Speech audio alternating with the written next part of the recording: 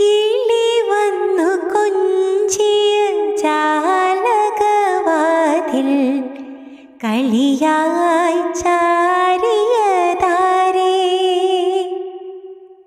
മുടിയിഴ കോതിയ കാറ്റിൻ മൊഴിയിൽ മധുവായി മാറിയതാരേ.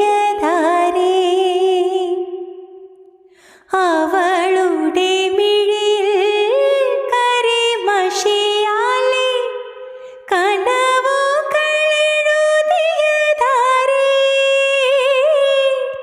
നിലവുകളെഴുതിയതാരേ.